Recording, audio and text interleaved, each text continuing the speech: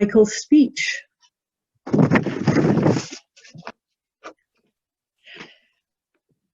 Tonight, there we go. Have you ever been asked to give a presentation in a short amount of time? Today, our guest speaker, Michael Hornotsky, has often filled in as a speaker in the very last minute. Not once, but twice he only had long enough time to prepare his speech while he was being introduced. Wow, that is amazing. Today, Michael will talk to us and lead us through the process on how he uses to quickly create surprisingly well-developed speech in just a few minutes. Please give us a warm welcome to Michael.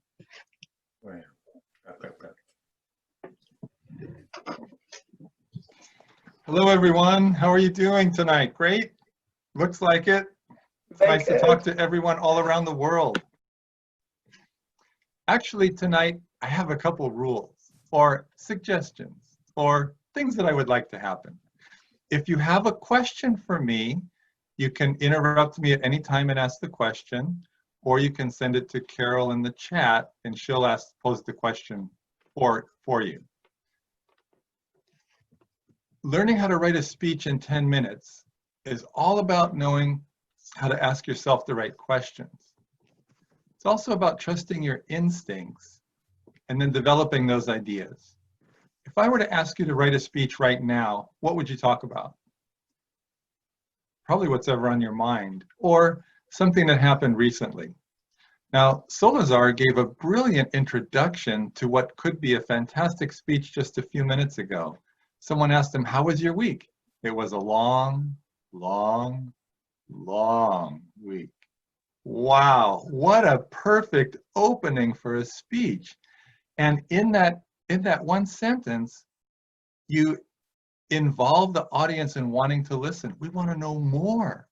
What happened during that week?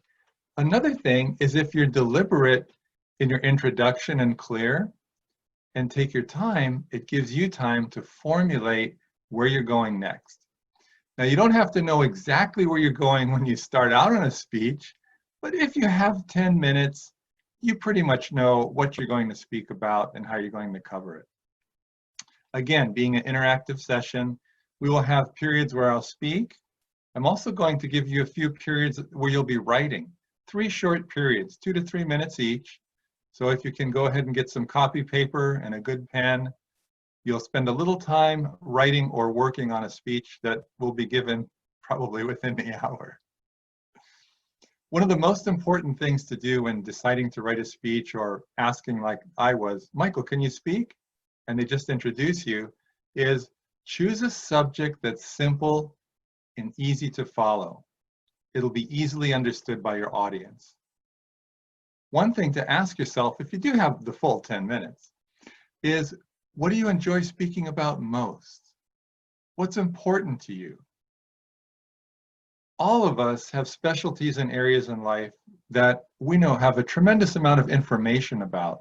So it's easy for us to draw upon the information, maybe the stories, the solutions that we came up with on those subjects. And those are things we think about often.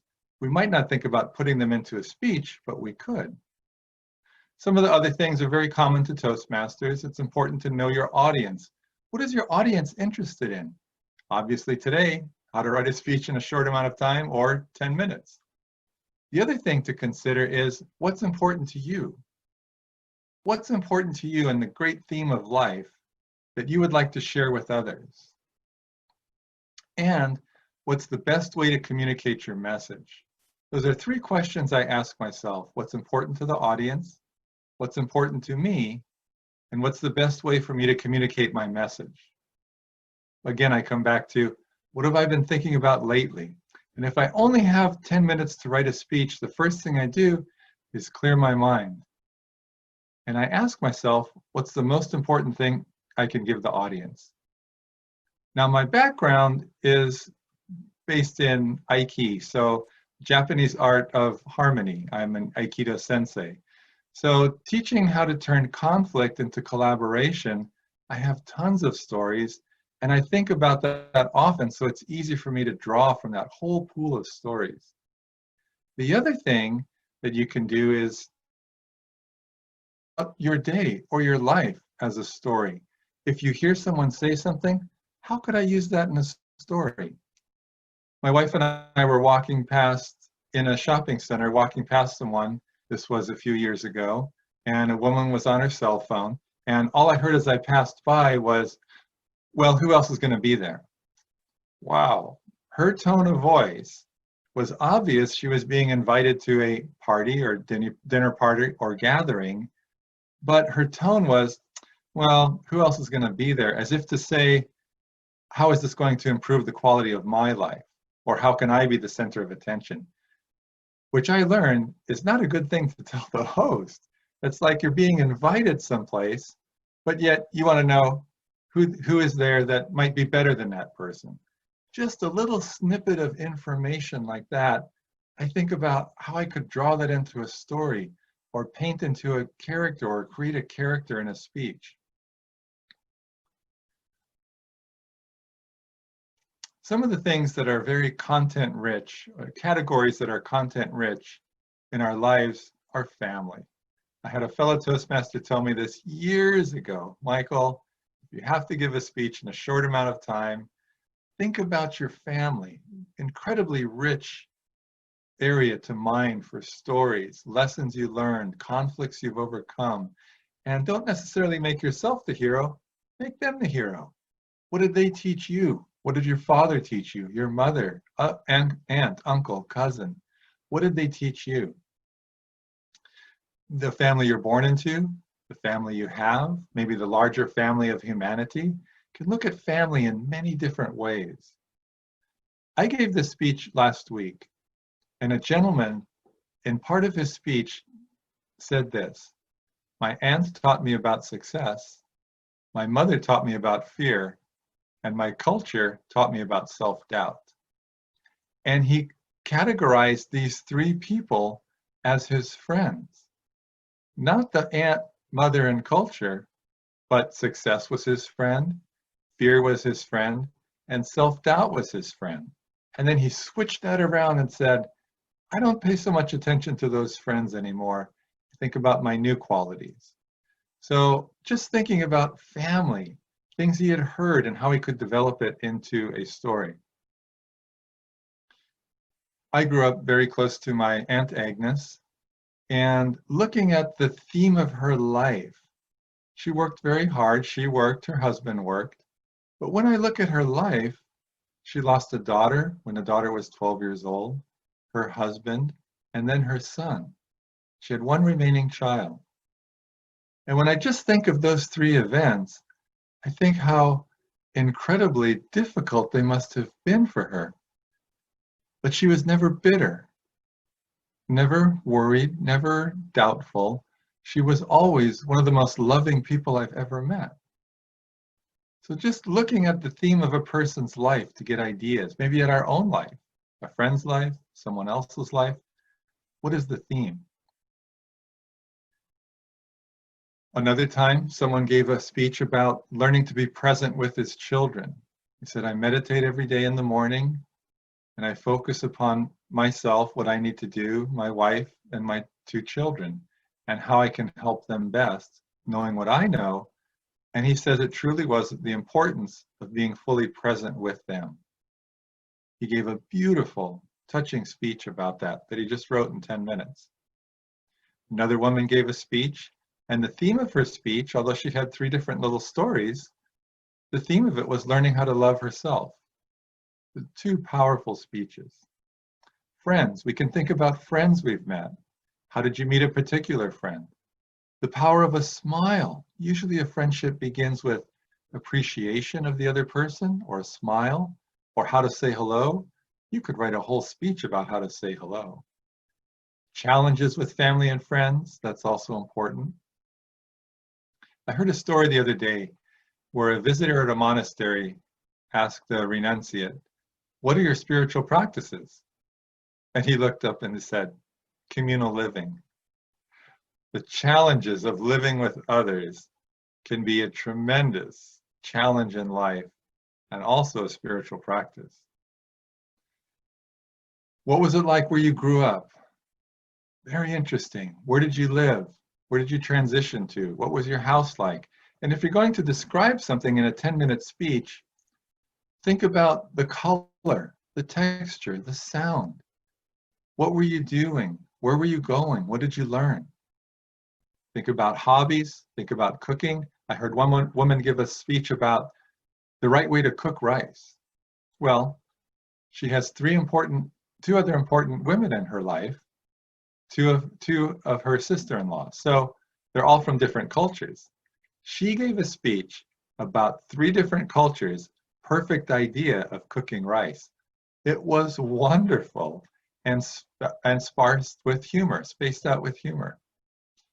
So what I'd like you to do is think about, once you decide upon the subject for this first writing exercise, or out of this first writing exercise, think about what's the most natural way for you to deliver your message.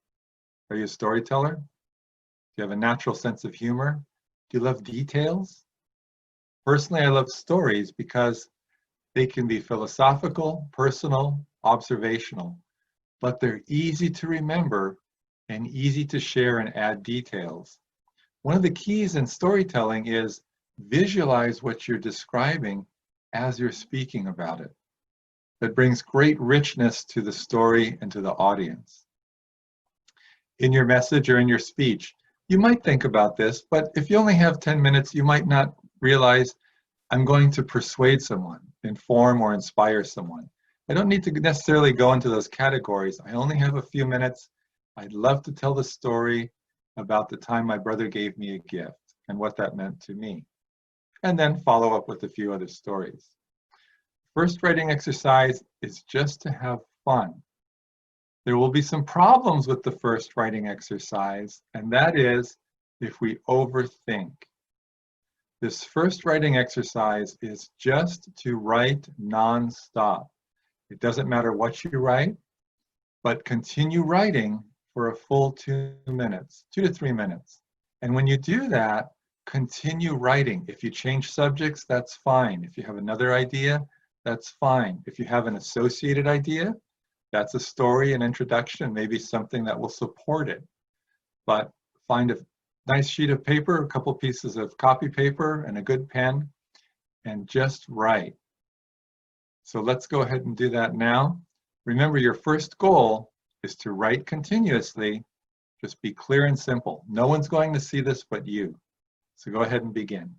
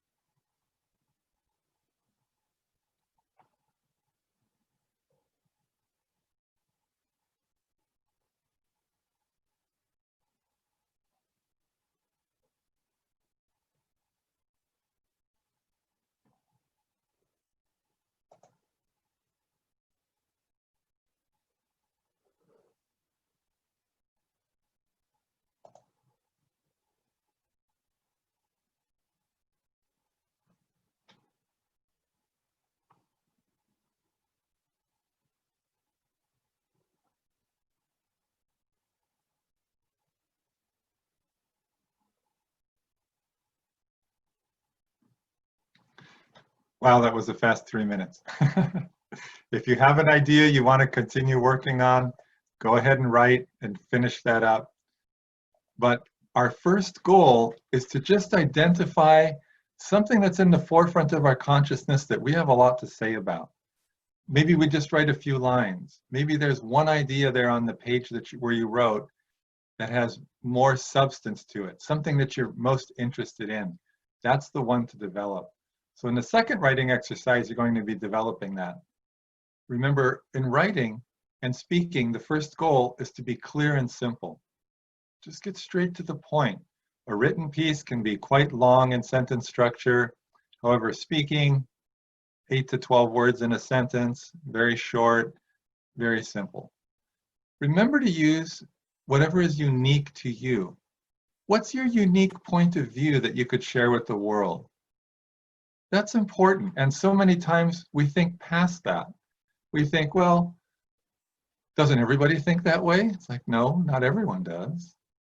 My wife and I were hiking, and we were out in nature, going for a long walk and a little picnic lunch.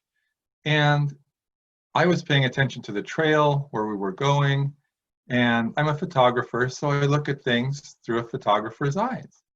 My wife, on the other hand, is highly intuitive, and she saw the world in a whole different way. When we got to the end of the hike, I asked her, what did you see? And she talked to me about all these things she saw along the trail, the birds, the flora, the fauna, what she saw, the sky. Everything was described much differently than I would see it. It's very unique about her. And I asked her, how do you do that? And she told me, she said, well, when I walk through nature, I see myself as part of nature, not separate from it. I said, people don't think that way. And she goes, well, I thought everyone thought that way. So whatever is unique to you, use that. For the second writing exercise, take a look at what you wrote. Again, one idea will speak to you. And then what do you have as a supporting point for that idea? If you're speaking about riding a bicycle, I went for a bicycle ride the other day. Okay, that's nice. How would you describe that? What was it like as a kid getting on the bicycle for the first time? How did it feel? What was the sense of freedom or fear, right? Where did you go the other day? Who was with you? What did you see? All of these things are the little details that can flesh out a whole speech. What did you think about someone as you passed them? Were they kind? Were they rude? Were they indifferent? Think about the associated details of what happened. Again, the texture. What was the temperature? Have you ever ridden a bicycle in the snow? It's not easy, and it's very dangerous. Have you ever ridden a bicycle when it's 110 degrees? It's dangerous, and it's not easy. So what is unique to you riding a bicycle or going for a hike or meeting a friend?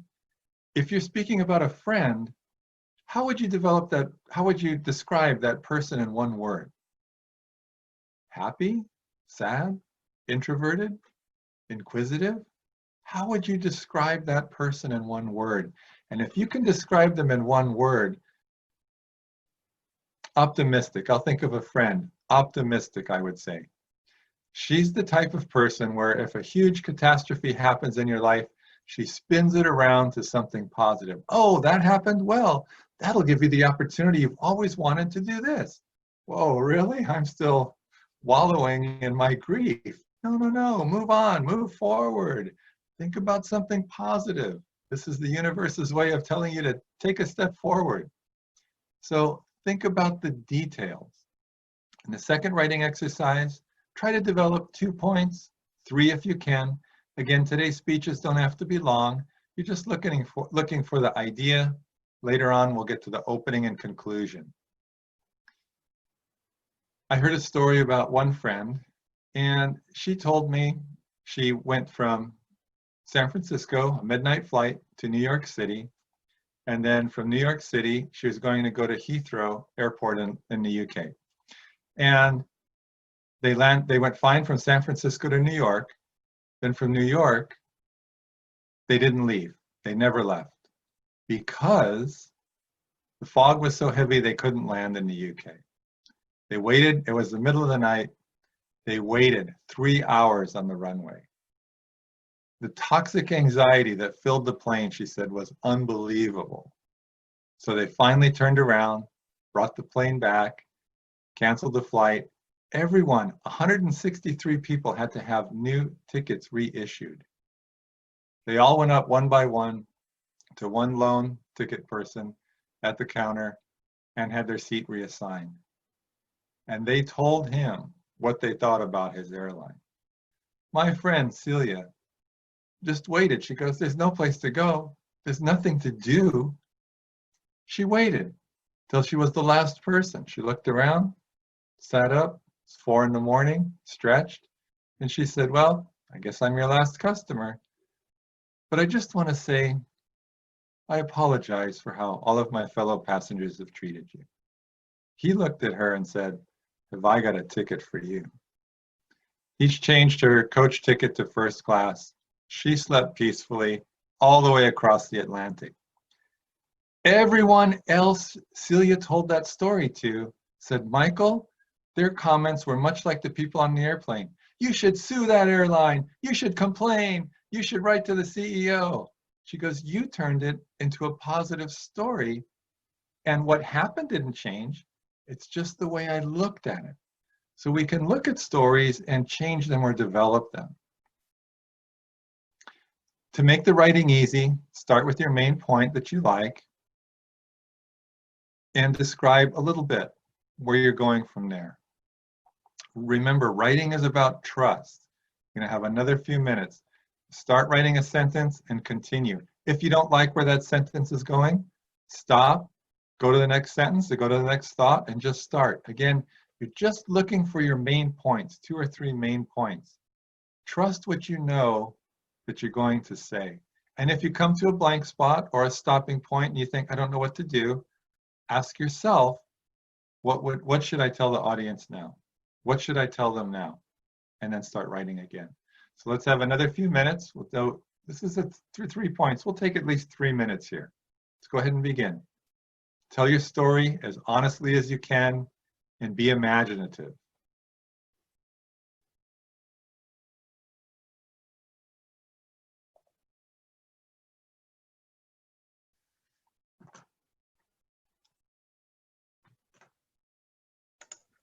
Can I ask one question?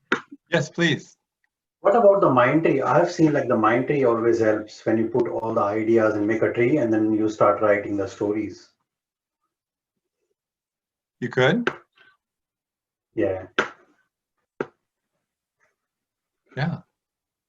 Because I've seen sometimes that work, especially when you put all the ideas and you make a tree, then on each line you can start talking. Yeah, this is what I've seen in past when I was doing some IELTS and BD trainings on those days. The trainer told us, so in case you don't have any idea, just start putting a mind tree and then you can start making your stories. Absolutely true. That's one way of doing it, and it's brilliant because once you practice that, you get in the habit of thinking that way. It becomes easier and easier and easier. Great point. Thank you. Thank you.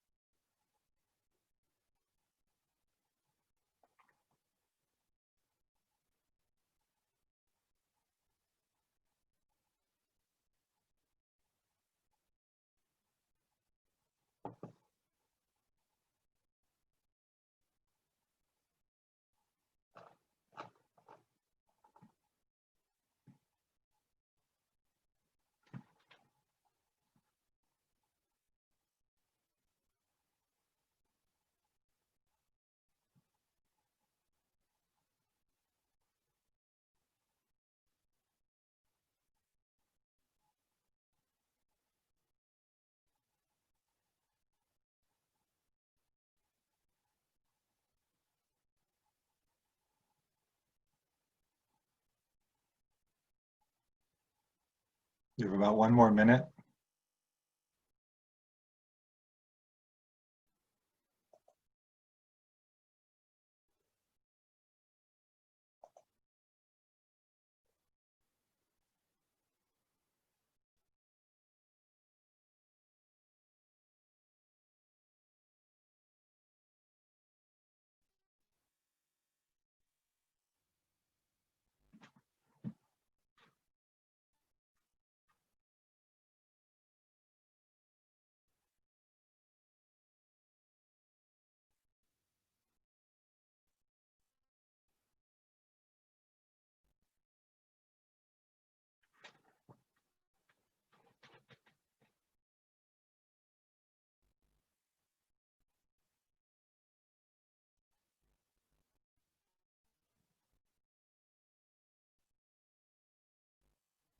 Okay, that we'll bring this to a close for the writing. Go ahead and finish any last thoughts you might have.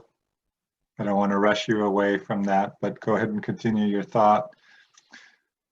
You have your idea. You've developed a few points. Now the third writing exercise is about the opening and conclusion. In an opening, it's great to get straight to the point. Clarity is quality. The audience knows where you're going. Some ways to begin a speech. How will you begin? Could you begin with a question? Have you ever thought about the time when a statement? I love it when people are kind to me. A quote, quoting someone. A quote can communicate an idea or philosophy. At the beginning of a speech, though, it's important to have a shorter type quote. Could describe a setting. Imagine the beautiful sky as the sun set and I held my wife's hand. Wow, what an opening. How are you feeling? Or about a problem? Think about the opening of a speech. And the conclusion. The conclusion can reflect the opening. So let's spend 2 minutes now on the opening and the conclusion. They reflect one another.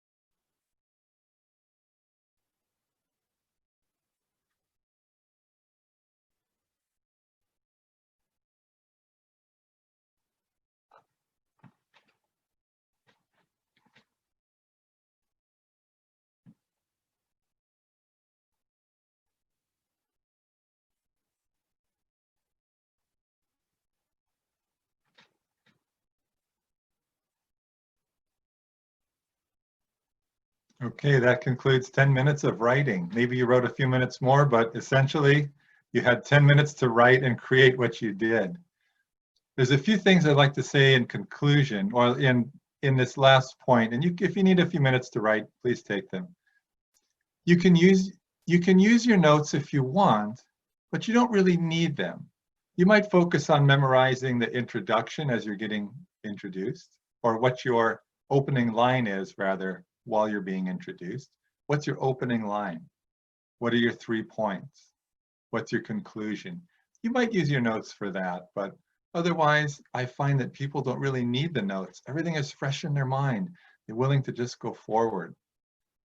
Trust yourself throughout the presentation. You know what you want to say it. Say it, and people will receive it, especially if it's a message that's sincere. So there's one piece of advice I'd like to give you. remember how brilliant you are. You've been gifted with the great power of logic and intuition. So go ahead and share your speech. Carol, thank you so much. Madam Toastmaster. Thank you very much, Michael. Wow, that was amazing. Remember how brilliant you are. We all have to remind ourselves every once in a while. I'm sure everybody had a great opportunity to, in 10 minutes, to write their speech. I counted over 25 plus different ideas that Michael gave us, great examples on how we can think about starting that speech.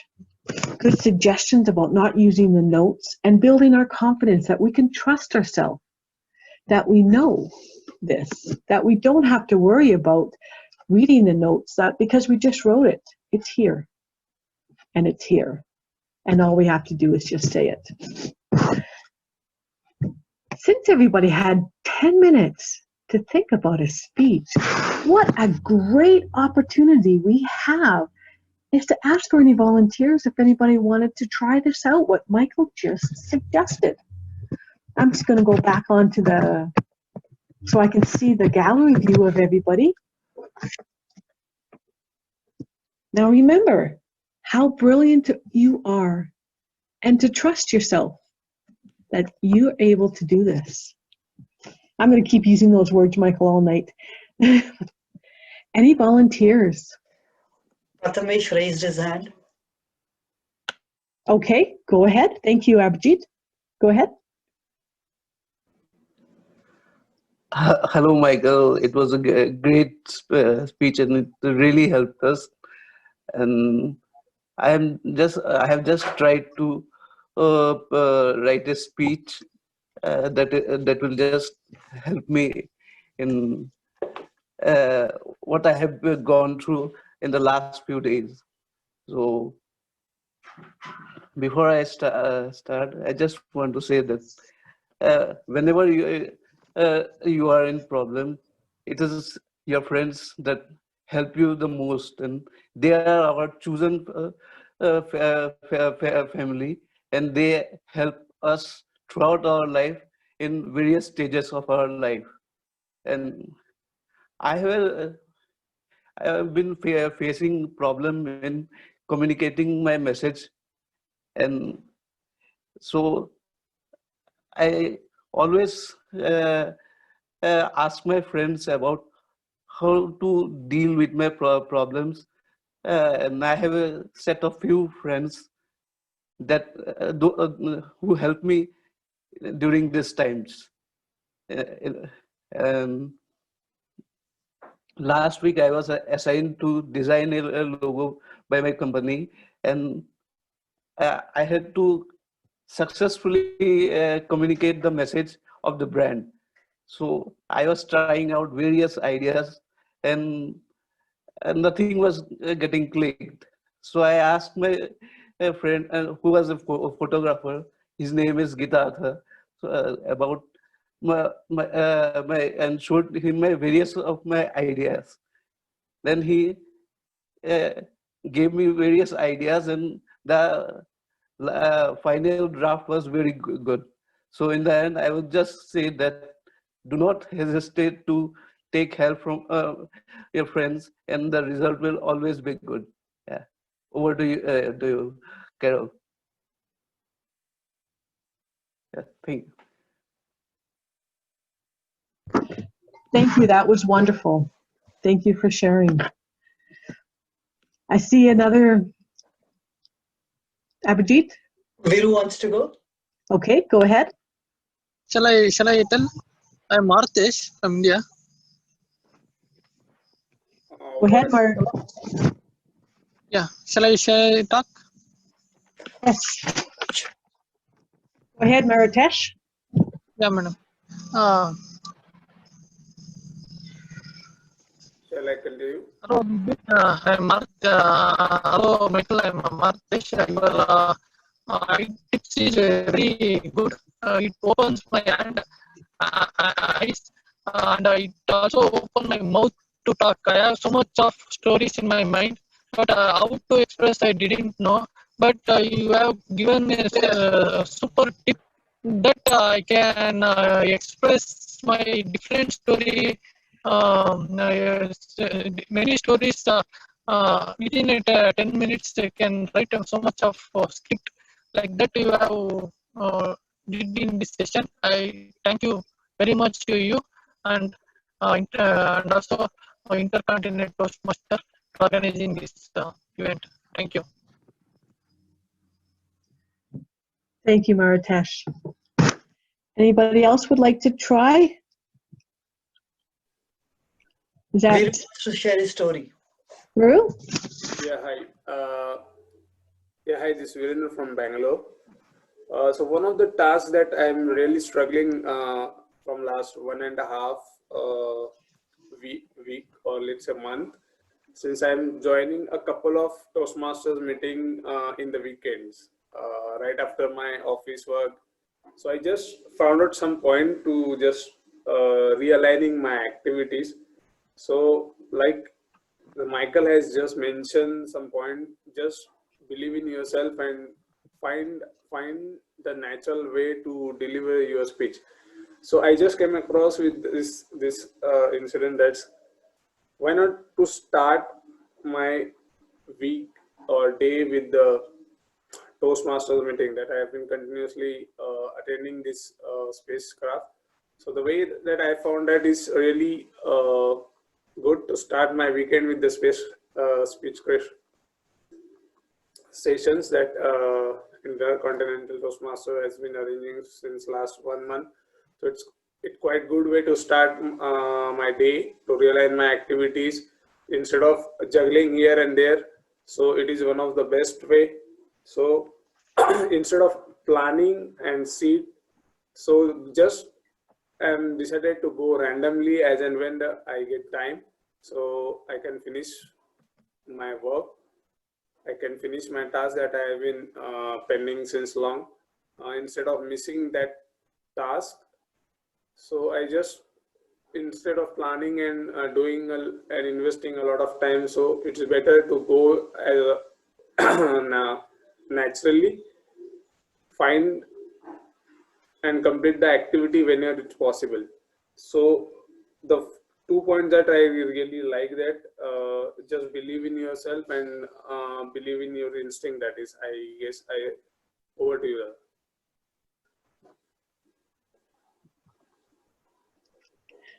Excellent. Is that you, Kenneth? Have your hand up? Yeah, I'm happy to go. Go ahead, Kenneth. So, Michael, I took the insight you gave into speaking about what's alive for you right now. And so what's really been alive for me is I have a confession to make, which is for the past 6 years, I have been a LinkedIn lurker. Ever since I learned that it was essentially a treasure trove where people were just putting, their name, email, the company that they worked for all online, and I could just figure out how to get in touch with them. I've been selfishly plundering and trying to go make the right connection, generally for some professional guidance. And I've never really kind of contributed or took the experience to write on walls. Generally, what's been in the back of my mind is it's probably better to post nothing at all rather than have a big backlog of content that isn't really very good. So I've generally always, let myself sit on the sidelines and be a quiet lurker. Well, this week, I decided I wanted to make a change. I decided I was going to start the process of actually participating.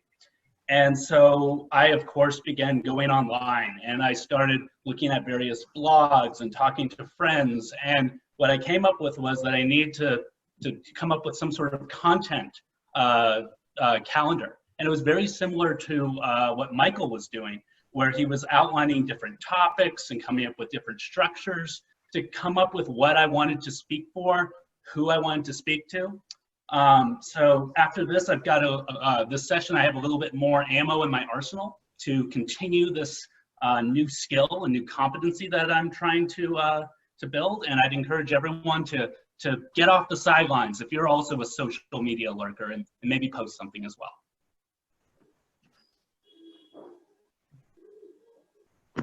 Excellent. Great job, Kenneth. Anybody else who would like to try?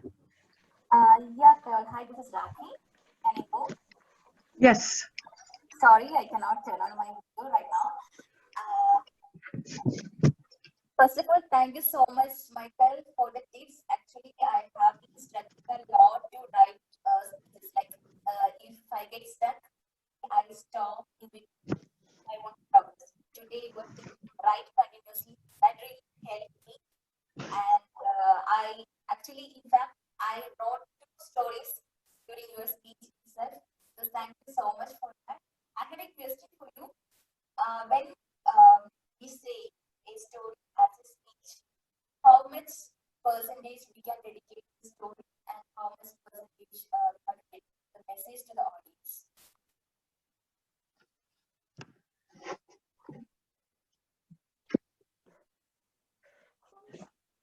Excellent. No, she has a question. Michael, did you get the question? Michael, did you get the question No. from Rakhi? No. Okay. Rakhi, can you speak slowly? Because since your connection is not good, we cannot hear precisely what question you were asking. I got some percentages, but it was not very clear to me.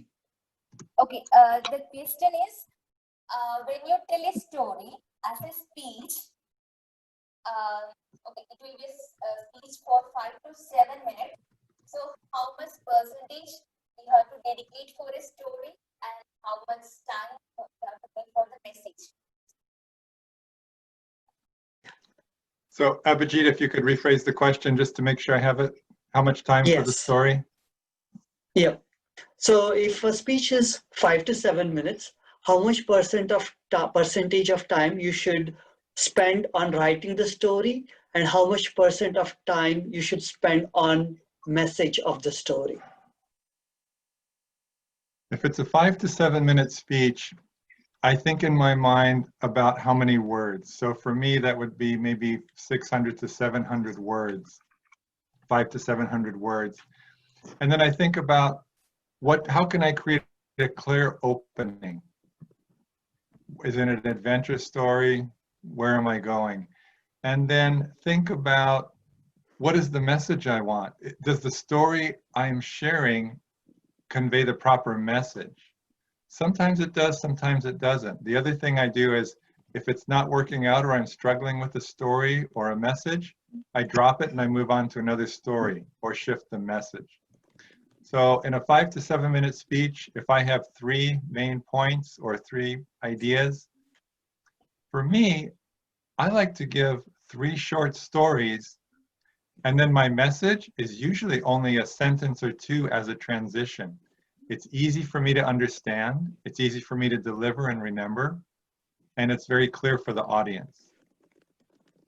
A great writing coach once told me, and this is my wife, she told me, people will understand the message. You don't have to tell them what the message is, they will draw the message from the story. And they will draw what's important to them. Because I have had people say, that was a great story about this subject, and the next person will say, that was a great story about this subject. Well, they both had a different understanding, but they were clear in that they appreciated the message.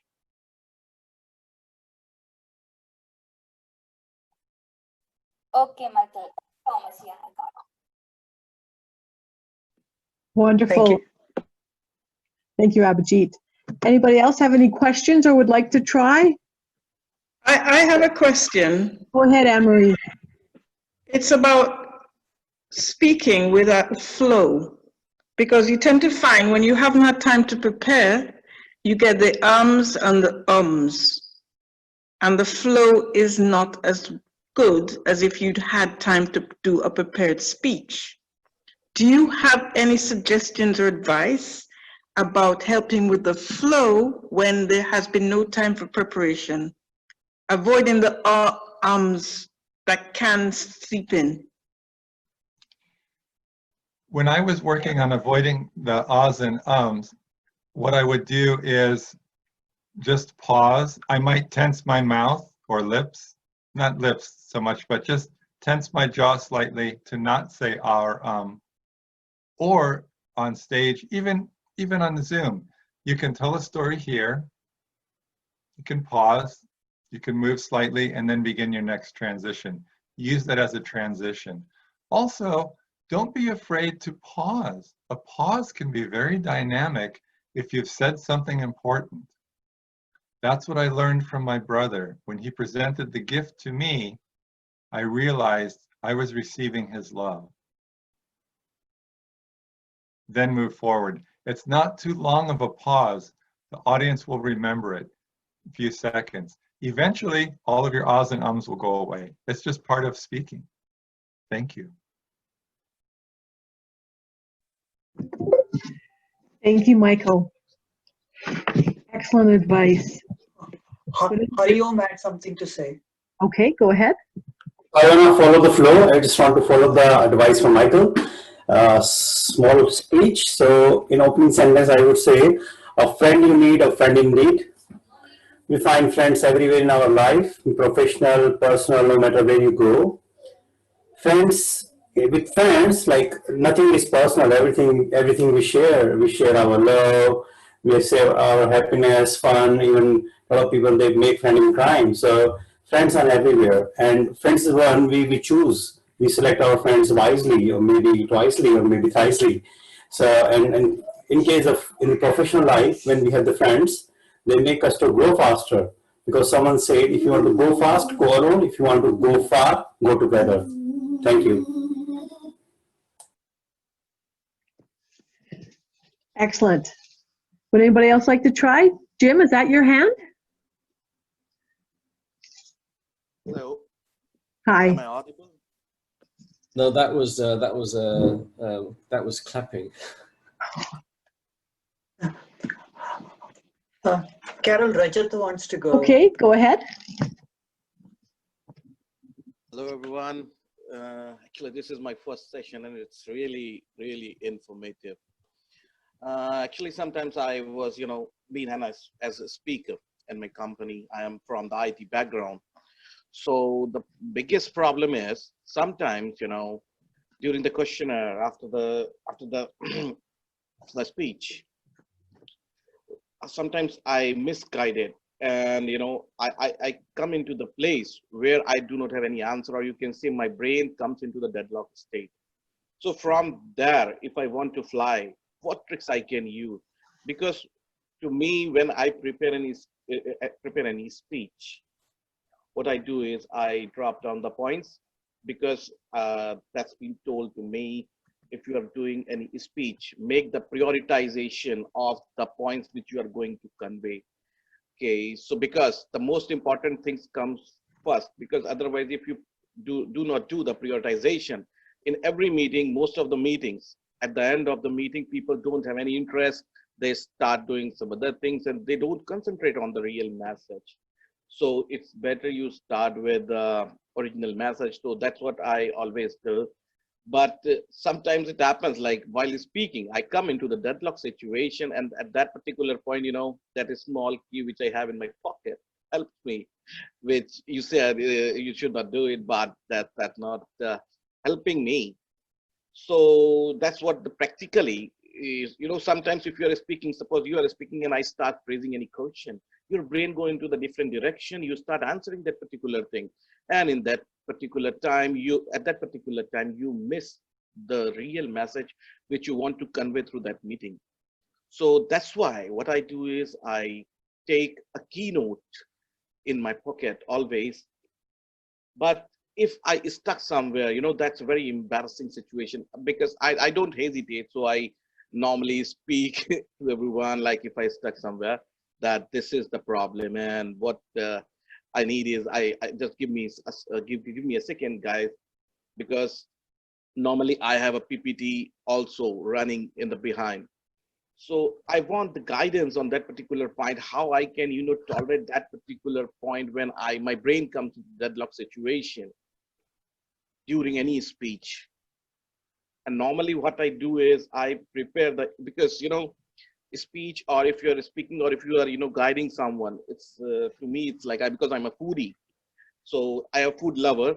So I prepare it like a dish. Okay, if you go to the restaurant, how you want to proceed? You want to go with the snacks, and you want to go with the main course, then something. So that's how I prepare my speech. I give always some interesting flavors to my speech, but everything goes well. But sometimes this question and answer section, whenever it comes, my brain sometimes go into the deadlock state, and this will be really helpful if you can guide me where I can go. Thank you. Thank you. Anybody else? I have a question. Yes, Tong. So I've heard lots of people using quotes, and a good use of quotes actually really brings your speech to a higher level. And I got some feedbacks on my speeches like, oh, you can use the quote, but I don't know where to find the quote. So I did search when I say, oh, I want to talk about this, as I go to there to search for some good quotes. Is that the way, or do you recommend using quotes for every of your speech, or any tips of using quotes?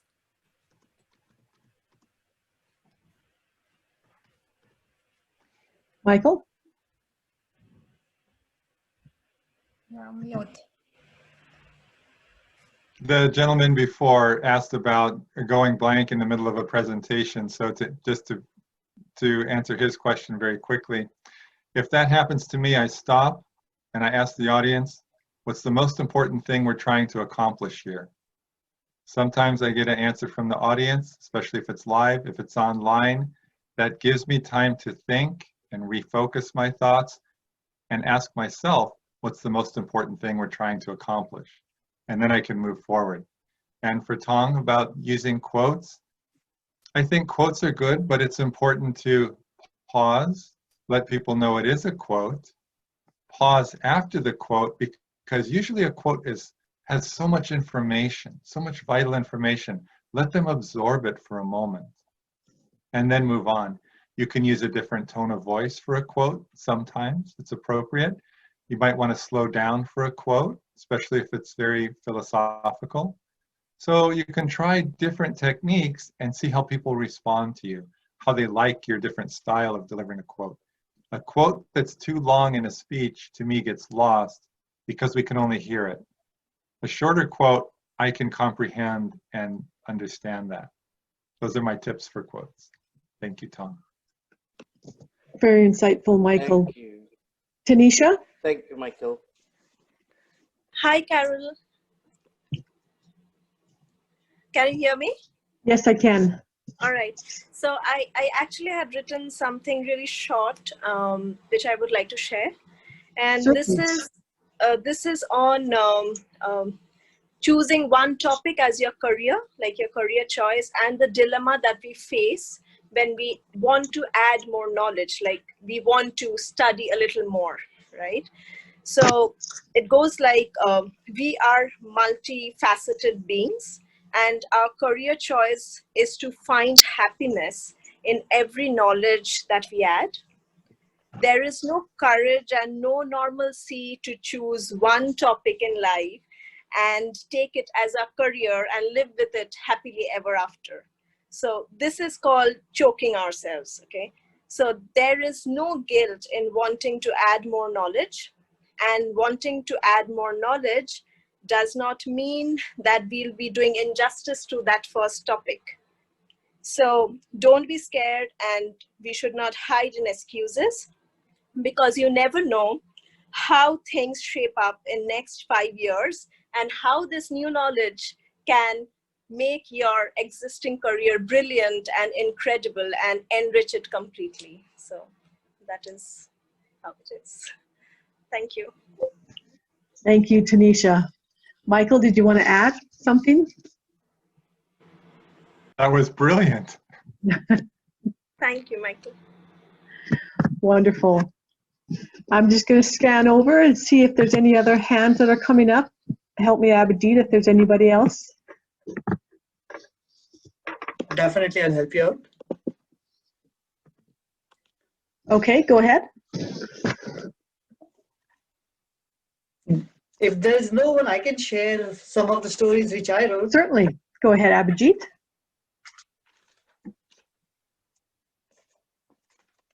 I'm going to read it because I wrote it. Did you ever get surprised with what was happening in front of you? It happened today. We had a humorous speech contest. There were a total 7 speakers. The first 6 stories were very interesting. Then the 7th speaker started speaking. After 30 seconds, he decided to remove all his clothes in front of 53 people. Everyone's eyes were glued to the screen. As soon as he started removing his shirt, he started disappearing. He removes his pants. Everything got disappeared except his palms and his face. And then he gave the whole speech like that. The speech was about video games, and you could see his head going from one hand to another. It just caught everyone by surprise. Everyone was glued to the screen, and they were just in awe what was happening. They had never seen this before. He was voted the best speaker today. No one could really understand how he did it.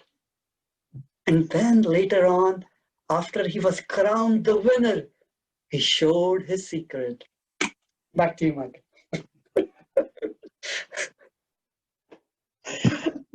Thank you, Abhijit. Zara has raised her hand. Go ahead, Zara. Good evening. Unfortunately, I missed most of the session, but I have a question. I don't know if someone can answer that or not. How do we decide where to put the pauses in our speeches? That is something I struggle with because I speak too fast in a speech. Michael? Well, you can practice. Record yourself. Almost everyone has a phone today with a video on it. Go ahead and record yourself and decide if that's too fast for you or too fast for the audience. Try it at a slower pace. Try it at a faster pace. Find out what's more natural. As far as pausing, think about the transition. Make your point, pause, move on to your next point, and begin again. Begin with maybe another question, another observation, or that reminds me of, and then move on from there. So I think that will help you. And then pay attention. Ask your friends, ask your fellow Toastmasters, was I too fast? Was I too slow? If you're fast because of language style or nervousness, nervousness will fall away. And again, we want to relate to the audience. So speak at a tone that you would normally speak to someone, or maybe a little slower. Just try to broaden the range a little bit, and you'll do well. Thank you.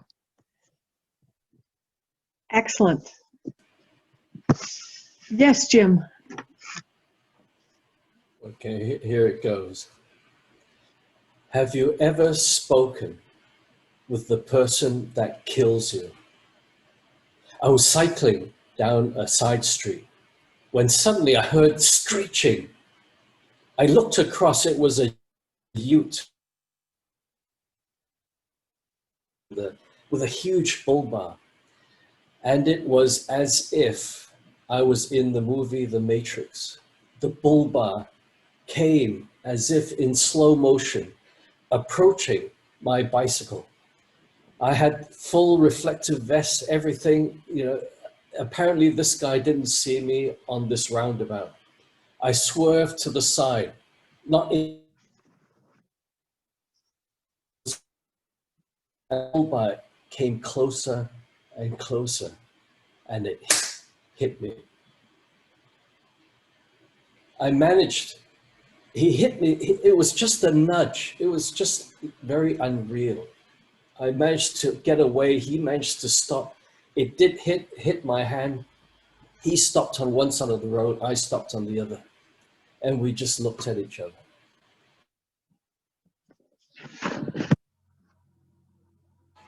what is the first words that he says? I love you, man. I think he was so relieved he hadn't killed me. That was the only thing he could say. Back to you.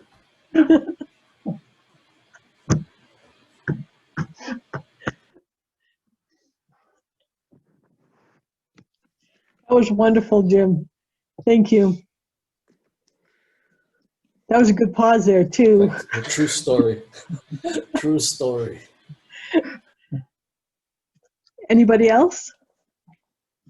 Any questions for Michael? Wonderful.